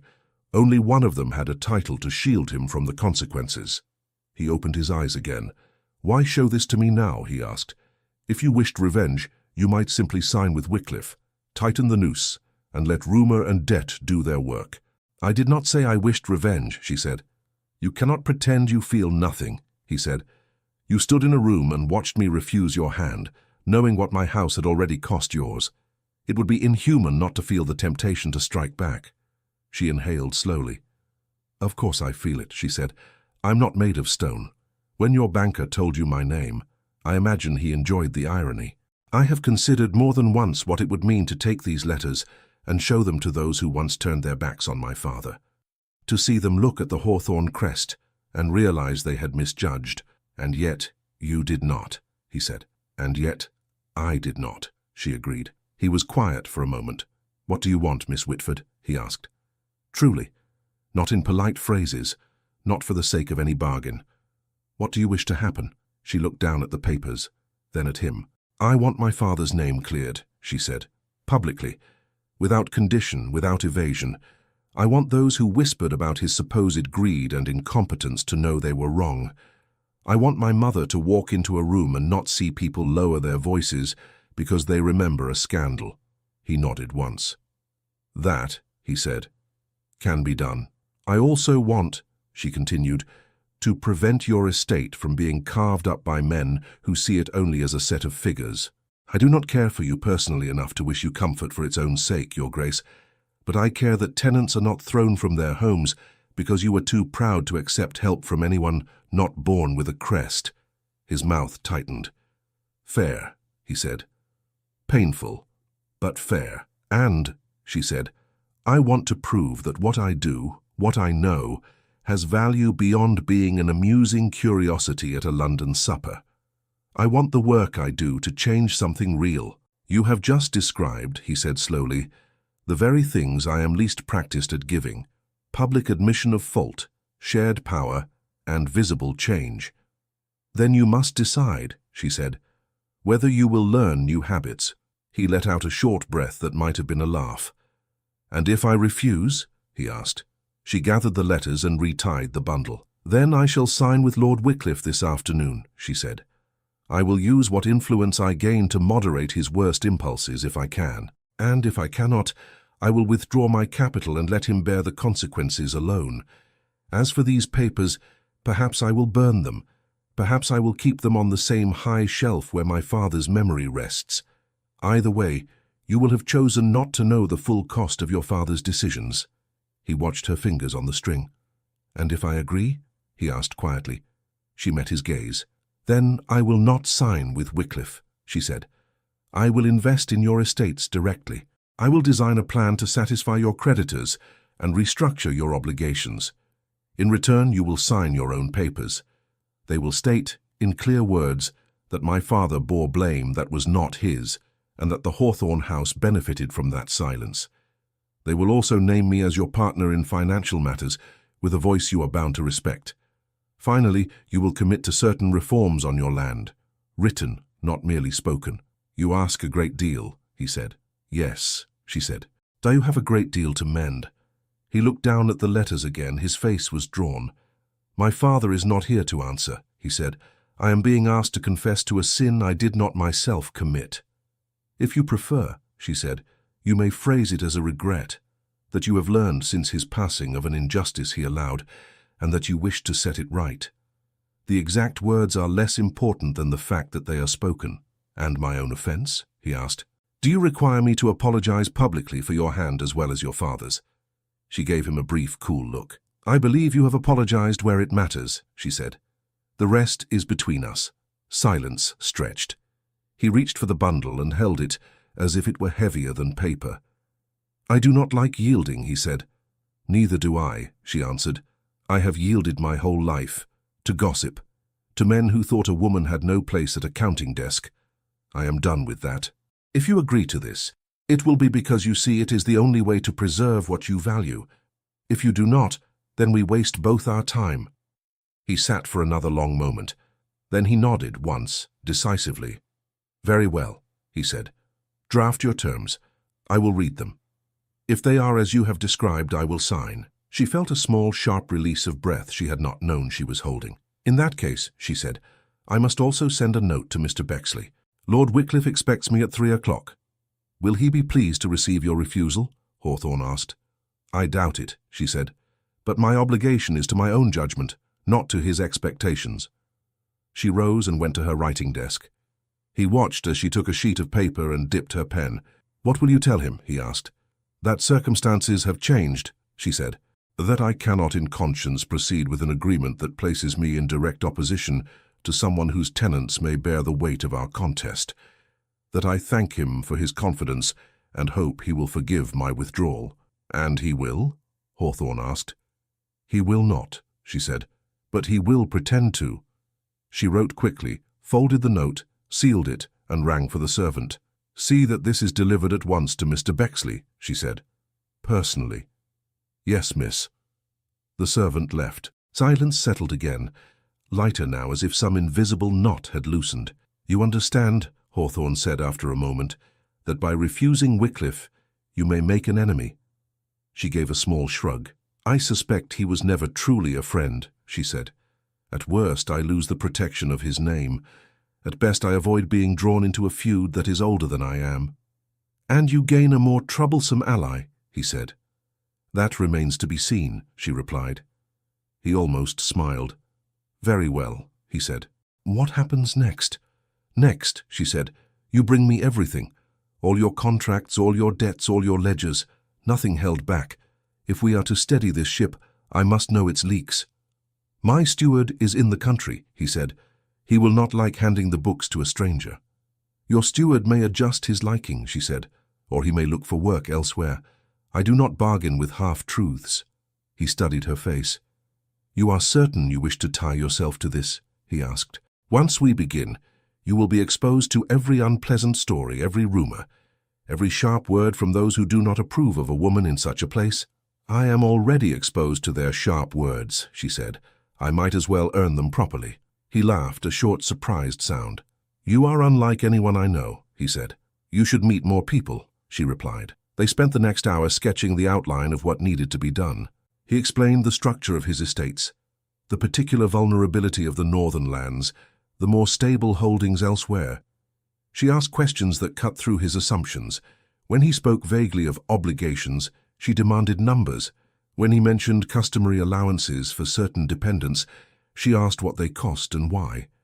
More than once he bristled. You strip everything to its bones, he said. Nothing is sacred. Some things are, she replied, but sentiment does not pay interest. He found himself conceding points he would have argued fiercely with any other advisor. When she suggested cutting certain expensive entertainments and consolidating some properties, he started to object. It would look like retreat, he said. It would look like prudence, she countered. You can call it what you like. If you cling to every outward sign of power, you may lose the power itself. You speak as if appearances mean nothing, he said. They mean a great deal, she said, but they mean nothing if the substance beneath them rots. He fell silent. Then he nodded. You are right, he he said. I do not like it, but you are right. Get used to that feeling, she said. Our work together will produce it often. When he finally rose to leave, the afternoon light had shifted. I will have the necessary papers sent to you, he said. If you prefer, you may work at my London house. It will be easier to consult with my people there. That may be wise, she said. But I warn you, Your Grace, I will not be treated as a curiosity. If I come, it will be as someone with the authority to say no. You will be treated, he said slowly, as someone whose no I must heed. She watched him as he moved to the door. One more thing, she said. He paused. Yes? When you stand up before your peers, she said, and speak my father's name, you must not sound as if you are swallowing poison. If you cannot do that genuinely, do not do it at all. I will not be content with a cold legal notice sent to a newspaper. I require sincerity. He looked at her. In public, he said, I have performed sincerity more times than I can count. It is the coin of our realm, but this, I think I can manage the real thing. See that you do, she said. He inclined his head once more and left. Weeks passed. They saw one another often, always in rooms filled with ledgers, maps, and the quiet scratch of pens. At first, their conversations were strictly practical. Your tenant here pays too much in rent for what the land yields, she observed one afternoon, pointing to a column. If I lower it, I lose income, he said. If you do not, she replied, he will exhaust the soil and default in 2 years. Then you will have an empty farm and a ruined man on your conscience. Choose your loss. He frowned, then gave a reluctant nod. Lower the rent, he said, on condition that he rotate his crops as you suggest. Done, she said. On another day, he brought her a list of minor properties in town. These can be sold without touching the core, he said. They are valuable but not essential. She ran her eye down the page. This one, she said, tapping a line, produces more income than you think if managed properly. Do not sell it. Raise the rent slightly, improve the tenant's terms, and watch how he responds. You are very confident in these predictions, he said. Confidence is not magic, she said. It is memory. I have seen similar patterns. Men behave as groups more predictably than they believe. Gradually, their talk widened. He asked about her father, about how she had learned to read ledgers so young. I watched him, she said. When he came home late, tired and worried, the only thing that soothed him was putting numbers in order. I thought, if they could comfort him, perhaps they could comfort me. So I learned to speak their language. Did he want that for you? Hawthorne asked. He wanted security for me, she said. He would have preferred I gain it through a good marriage and a mild husband, but he did not live long enough to arrange either. The numbers were more reliable. In turn, she asked about his childhood. Did you always know you would be Duke? She said. Yes, he answered. From the time I could understand words, everyone around me spoke as if my life were already written. I was told what I would manage, what I would represent, whom I could not be seen with. And did you ever wish to be something else? She asked. He thought for a moment. Sometimes, he said. Sometimes I wished not to be seen at all. But duty does not permit that. Their rhythm changed without either of them naming it. There were moments when his hand brushed hers as they reached for the same ledger. Moments when she looked up and found him watching her with a softness she did not know where to place. One evening, after a long day of negotiations with a particularly stubborn creditor, he walked her to the door of his London house. You have given up much of your time, he said. You could have pursued other ventures instead. I've pursued others as well, she said. I'm not entirely dependent on your crisis, Your Grace. I know, he said, and yet without you we would be in a far worse position. I am grateful. She smiled faintly. You say that as if the word tastes strange, she said. It does, he replied, but I am learning. As their plan took shape, word began to spread in quieter circles that the Hawthorne fortune, though shaken, was being managed with unusual steadiness. Creditors found their fears answered with clear numbers and credible schedules. Tenants, hearing of small reforms and new terms, breathed easier. The worst of the storm passed without becoming a public spectacle. Not everyone was pleased. Lord Wycliffe paid a call on Eleanor one afternoon without Bexley. You vanished from our arrangement with very little warning, he said. I confess myself disappointed. She poured tea with a steady hand. Circumstances changed, she said. I informed you as soon as they did. Yes, he said. You chose to ally yourself with my rival rather than with me. An understandable choice for the heart, perhaps, but for the head, questionable. Her cheeks warmed. My choice was for the estates, she said, for the people on them. Hawthorne was willing to accept terms you might not. You believe that? He asked. I know it, she said. I wrote the terms. He signed them. There are other ways to bring a man to heel, Wycliffe murmured. You chose a gentler path. I wonder if you will find it satisfying. Satisfying, she repeated. This is not a game to amuse my vanity, my lord. It is work, necessary work. He studied her for a moment. You are a rare woman, Miss Whitford, he said. I regret losing you as an ally. But I do not make enemies of those who choose differently than I wish. If you ever find that your present partnership does not give you what you hoped, my door remains open. I appreciate the sentiment, she said, even if I do not trust it entirely. He smiled. Wise, he said. I hope Hawthorne knows what he has gained. I fear he has not yet begun to understand it. After he left, she sat for a while thinking of his words. What did he want? Her mother asked. To see whether I regretted my choice, Eleanor said. And do you? Her mother asked. She shook her head. No, she said. I do not. By the time winter pressed its cold fingers against London windows, the plan was nearly complete. One final piece remained. You have delayed this, Eleanor said one afternoon at Hawthorne's house, tapping a folded paper on the table. You sign everything else promptly, not this. He looked at it. The public statement, he said. Yes, she replied. The one that clears my father's name, the one that invites your peers to hear you say aloud what lies in these letters. He exhaled. I am not delaying, he said. I am considering how to do it in a way that makes it impossible for anyone to dismiss. I do not care how they respond, she said, only that they hear it. You say that, he replied, but you deserve more than a notice buried in the back of a newspaper. You deserve the same kind of room that once watched you be dismissed. She paused. What do you mean? She asked. I intend to invite them, he said.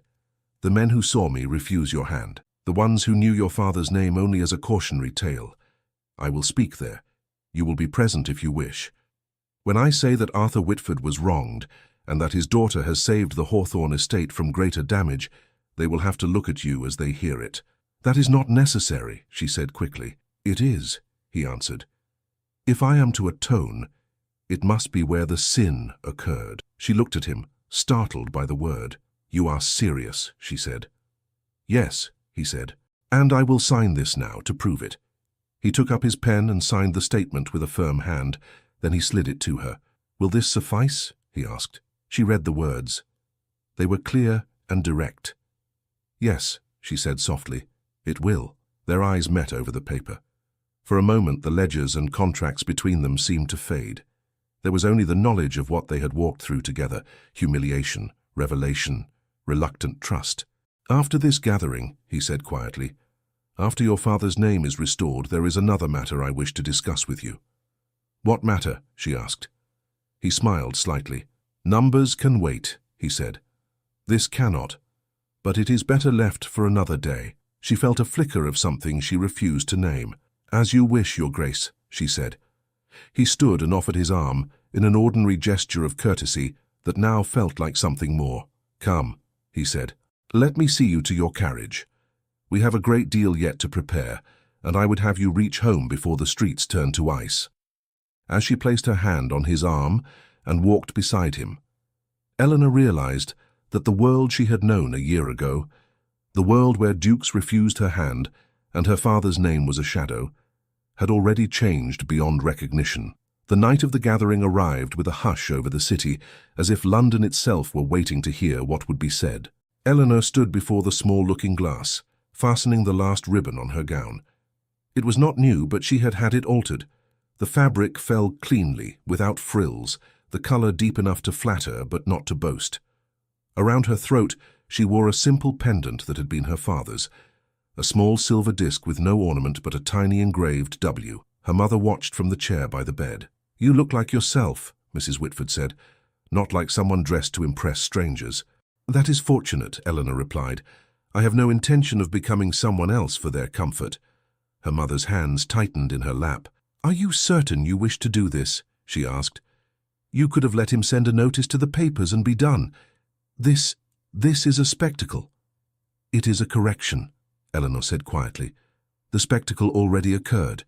They watched him refuse my hand. They watched my father fall. Tonight they will watch something else. And if they sneer," her mother pressed. "Let them," Eleanor said. "I will not live my life arranging myself around their sneers." She lifted her cloak. "Come," she added. "We will be late, and I refuse to walk in after every curious eye has settled." The carriage ride passed mostly in silence. Mrs. Whitford fiddled with her gloves. Eleanor watched the streets slip by, the lamplight turning windows into bright, fleeting rectangles. "Do you trust him?" her mother asked suddenly. "Which him?" Eleanor replied. "The man or the Duke?" "Either," Mrs. Whitford said. Eleanor considered. "I trust that he will do what he has promised tonight," she said, "and I trust that he feels the weight of it. As for everything beyond that, we will see." "That does not sound like a heart given away," her mother murmured. "My heart," Eleanor said, "has learned to wait for evidence." The carriage stopped. The same townhouse where she had once stood, her hand rejected, loomed before them, lit and lively. Inside, the atmosphere was like the night of the first gathering, yet different. The same crystal, the same polished floors, the same murmur of conversation. But tonight, Eleanor could feel threads of attention already tugging in her direction. "There she is," someone whispered. "That is the woman, is it not? The one with the figures."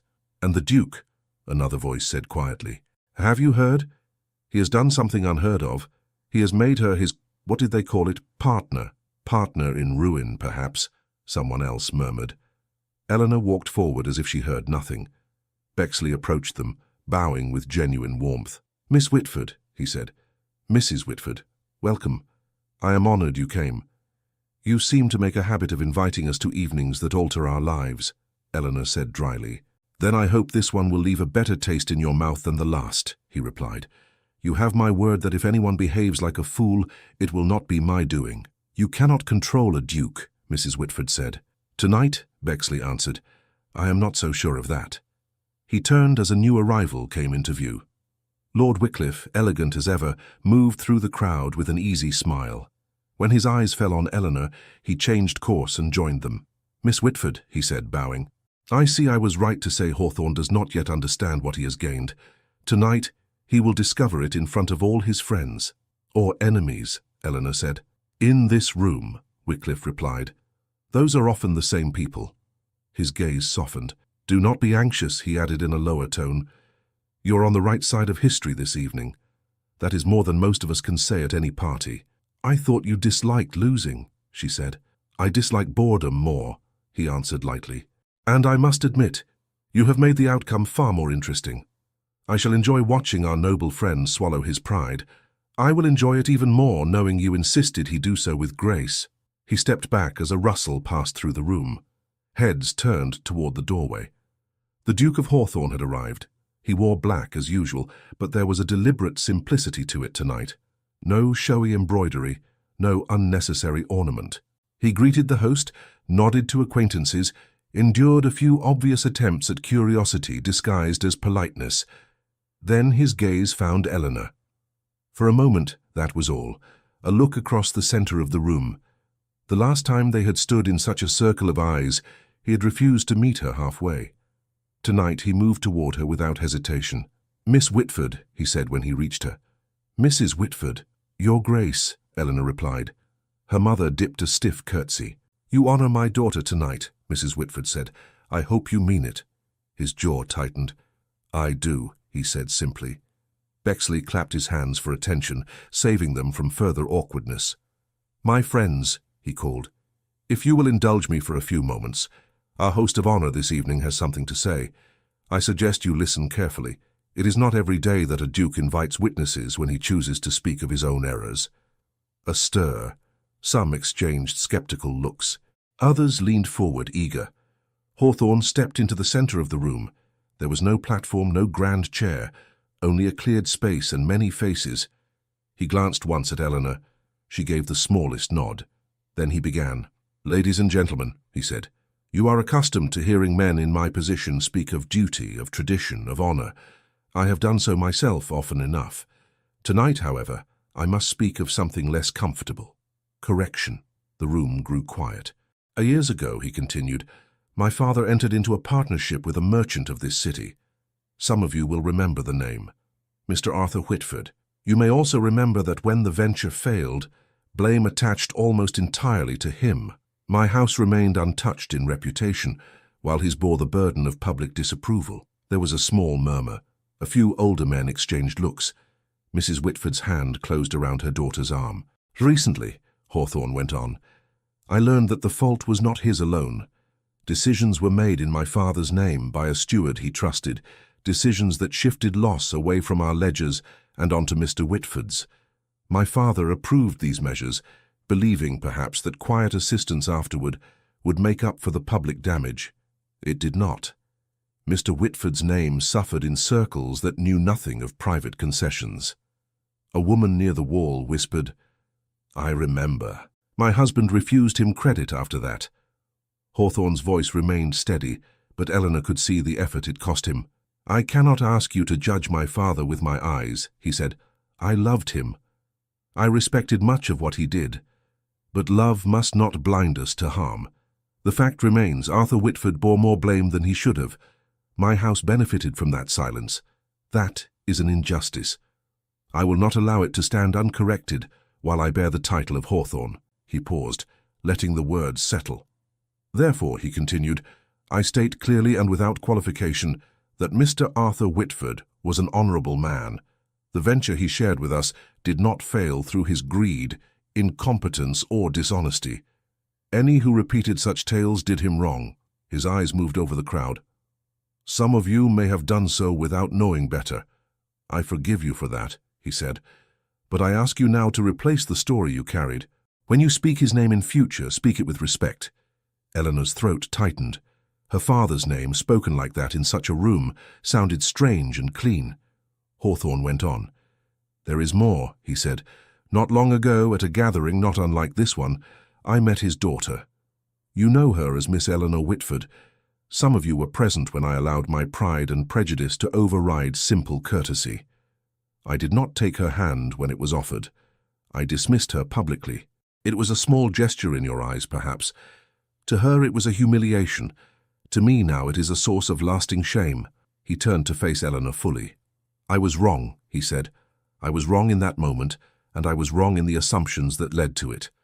Miss Whitford possesses a mind more precise than most men I have met in matters of finance. She has also shown more integrity than any I could name, including myself. A hush spread. No one moved. When the Whitmore collapse exposed dangerous weaknesses in my own affairs, Hawthorne said, it was she who offered me a path that preserved not only my estates but my conscience. She might have chosen vengeance. She did not. She chose a partnership instead. Under the eyes of those who once saw me reject her, I choose to offer what I withheld then. He stepped toward her. The circle parted to make room. He stopped at a respectful distance. For an instant, they might have been alone. Miss Whitford, he said, his voice quiet but carrying, will you take my hand now? Every breath in the room seemed to pause. Eleanor stood very still. She could feel 100 eyes on her. The memory of that first refusal pressed against the inside of her chest. A younger version of herself would have wanted to refuse him, to watch him feel what she had felt. Instead, she saw her father, bent over a ledger. She saw tenants whose lives had steadied under the reforms she had insisted upon. She saw the man before her struggling against the habits of a lifetime. She lifted her hand. He extended his.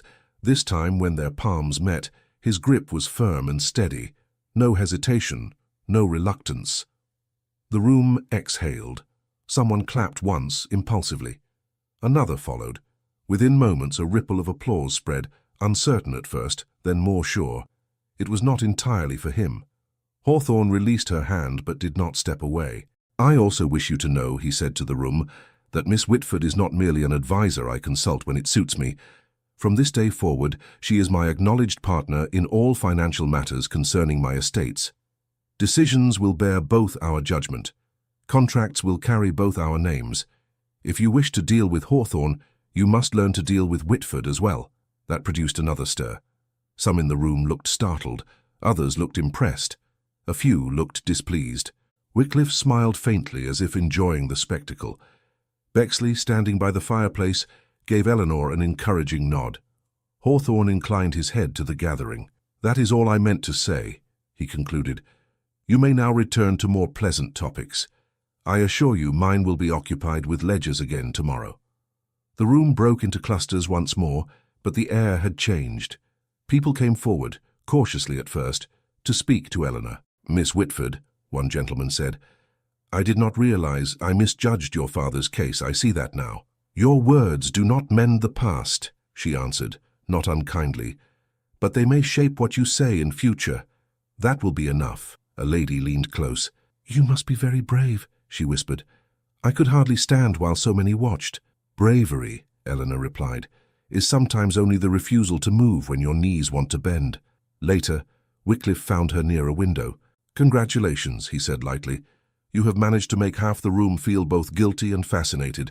That is quite a trick." "I did nothing," she said. "He did the speaking." "You did everything," Wycliffe corrected.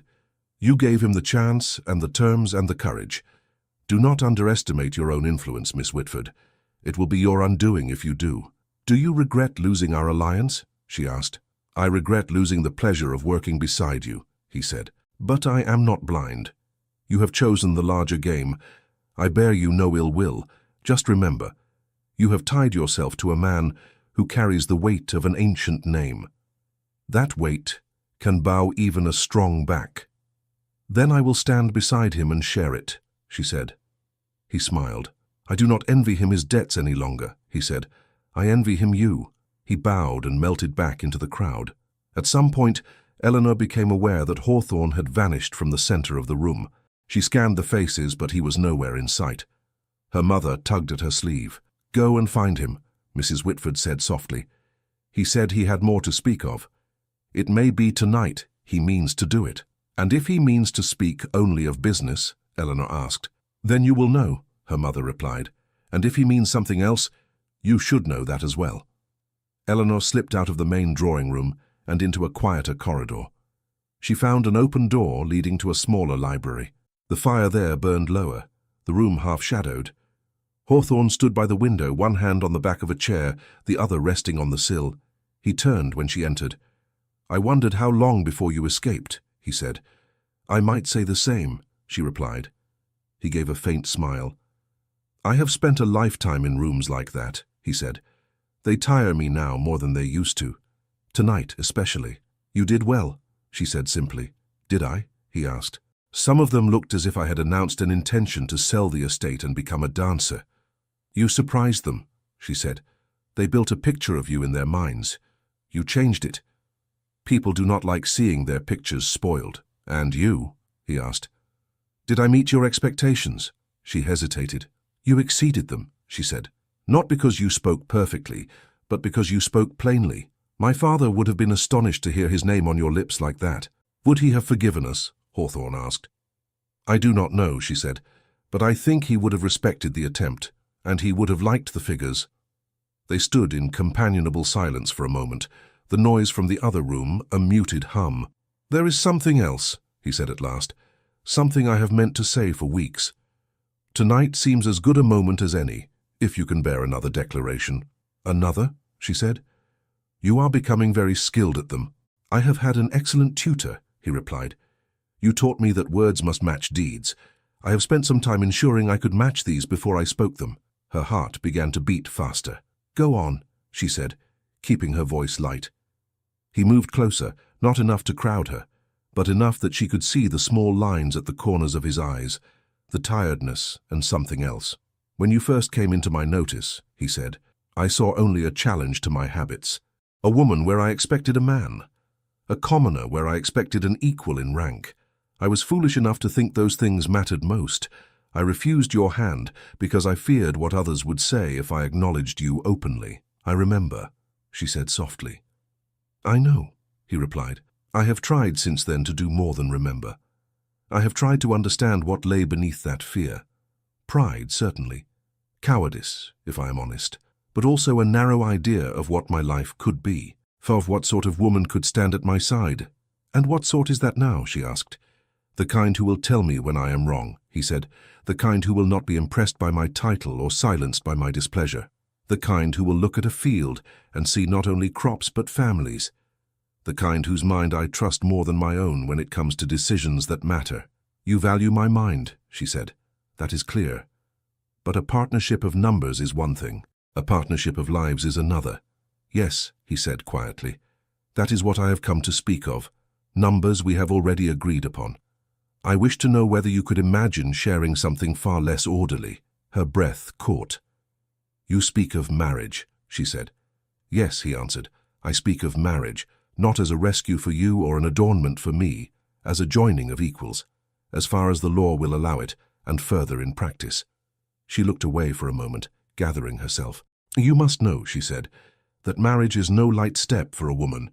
If I say yes to any man, I risk losing what I have built, my independence, my income, my right to be taken seriously. If I say yes to a duke, the risk is greater. Your world will expect me to shrink into a place that does not fit me. I cannot and I will not."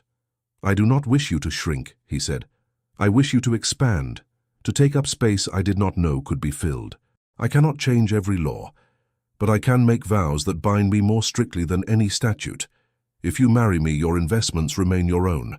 Your income remains yours to manage as you see fit. You will have your own accounts, your own projects. You will not be folded into my name like an entry in a ledger." "And your family?" she asked. "Your mother?" He grimaced.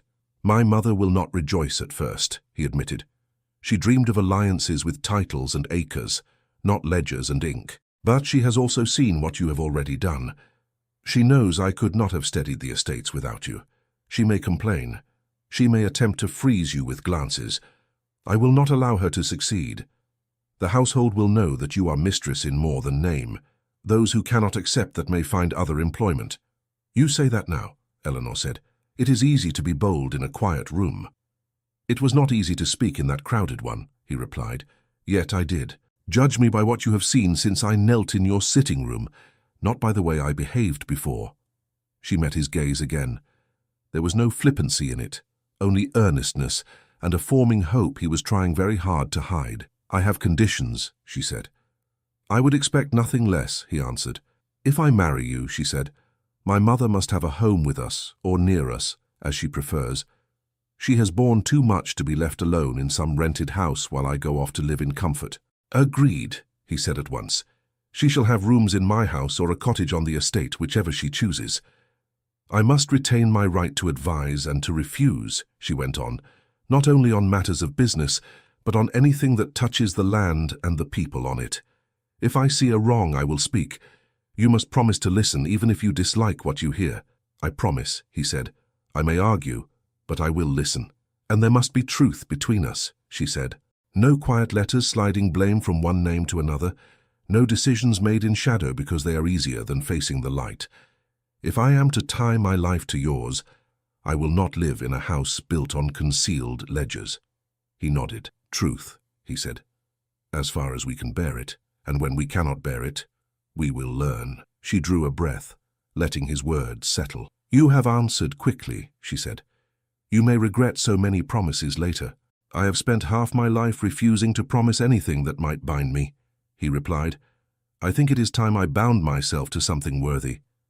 "Worthy," she repeated. "You," he said simply.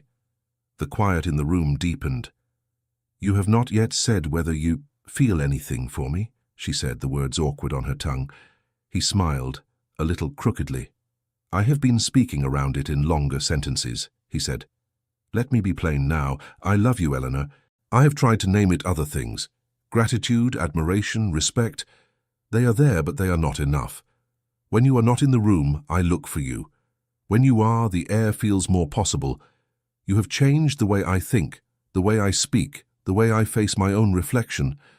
I do not know how to be the man I wish to be without you near." She closed her eyes briefly. "I do not fall easily," she said. "I learned too young how quickly the ground can vanish. I told myself I would never give any man the power to unmake me." "And have you?" he asked gently. She opened her eyes. "No," she said, because I do not believe you would use it, even if I did. Somewhere between the first night you refused my hand and the day you knelt in my sitting room, something shifted. I watched you choose humility over habit. I watched you face your father's letter and sign your own. I watched you change because you knew you must. That did more to move my heart than any romantic speech could have done. Is that your way of saying you care for me? He asked, a hint of hope in his tone. Yes, she said simply. It is. He let out a breath that sounded very much like relief. Then I will ask properly, he said, and before she could stop him, he was on one knee again, not in desperation this time, but in offering. Eleanor Whitford, he said, looking up at her. Will you marry me? Will you stand beside me in every room, argue with me over every ledger, laugh at my stubbornness, and share whatever years I have, not as my ornament or my shadow, but as my equal? Her eyes stung. For a moment the past and present overlapped, his refusal in that glittering room, his supplication in her modest house, his sincerity now. Yes, she said, her voice shaking. On the conditions stated and a few yet to be invented, yes, I will. He laughed, actually laughed, and took her hand. He did not rush to his feet. Instead, he kissed her fingers gently, then rose and drew her a little closer. May I? He asked quietly. She understood. She nodded. He bent his head and pressed his lips to hers, soft and reverent, nothing more than a promise made warm. The world did not vanish. She was too practical for that, but it blurred at the edges, leaving only the sense of being precisely where she was meant to be. When they parted, she was smiling, breathless, but steady. Now what? She asked. Now, he said, we face the room, again.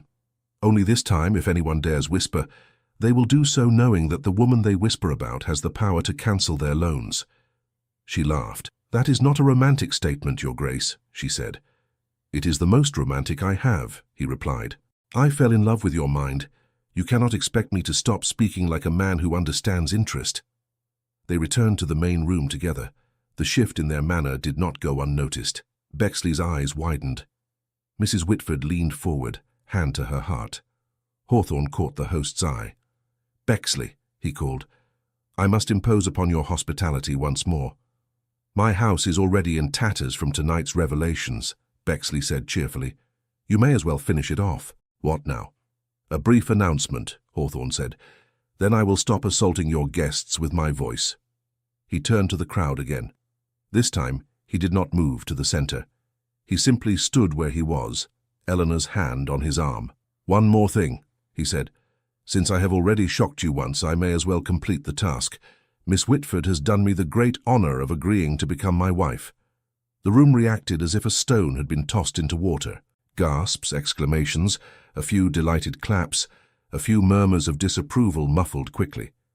Mrs. Whitford pressed a handkerchief to her eyes, half laughing, half crying. Wycliffe raised his glass toward them in a small, wry salute. To the destruction of old rules, he murmured, and the birth of something less dull. Some guests came forward to offer congratulations, others to hide their confusion behind stiff smiles. There were frowns from those who thought a duke should not stoop so low, and bright eyes from younger ladies who saw something new breaking the surface of their world. Later, when the night was nearly over, Hawthorne and Eleanor sat side by side in a quieter corner. Her mother had joined them, still blinking back tears. I never imagined, Mrs. Whitford said, that the name that once broke us would be tied to yours in this way. It will not break her, Hawthorne said firmly. I give you my word. I will break him first, Eleanor said lightly, if he attempts it. Mrs. Whitford laughed shakily. You may try, she said. He looks sturdy. But then, so did your father in the beginning. Hawthorne sobered. I cannot promise there will never be strain, he said. No marriage is as tidy as a ledger. But I can promise this. I will not hide from her or from you. If I err, I will say so. If I falter, I will let her see it. That is more than my father knew how to do. Mrs. Whitford studied him. I believe you, she said at last. I do not know that I ever thought I would believe a duke again. Then we are already ahead of expectation, he replied. Months later, at Hawthorne's northern estate, the air smelled of damp earth and new beginnings. Eleanor walked beside her husband along a path that cut between fields. Tenants greeted them as they passed, tipping hats or nodding with shy respect. Children peered from doorways, curious about the lady who carried a ledger instead of a fan. "How do the numbers look?" Hawthorne asked, half teasing. "Better than they did," she said. "Not perfect. However, I am beginning to believe perfection is an illusion." "You had not realized that before," he said. "I had suspected," she answered. "You confirmed it." They stopped on a small hill. Below, the patchwork of land stretched, not as mere property, but as lives in motion.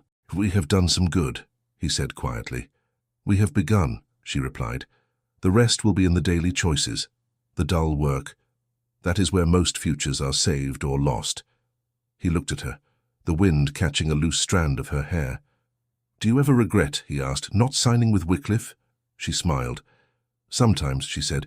"When you are particularly stubborn, I imagine a life where I advise a man who argues less. Then I remember that such a man would bore me to tears." He laughed. "I am glad to be your preferred irritation," he said. She took his hand. "I do not regret the path we chose," she said more seriously. "I regret only that my father did not live to see this day." Hawthorne squeezed her fingers. "Perhaps," he said, "we can live it in such a way that wherever he is, he would be proud." "I think," she replied, "he already is." They stood there a while, hand in hand, watching the land they had nearly lost and had saved together.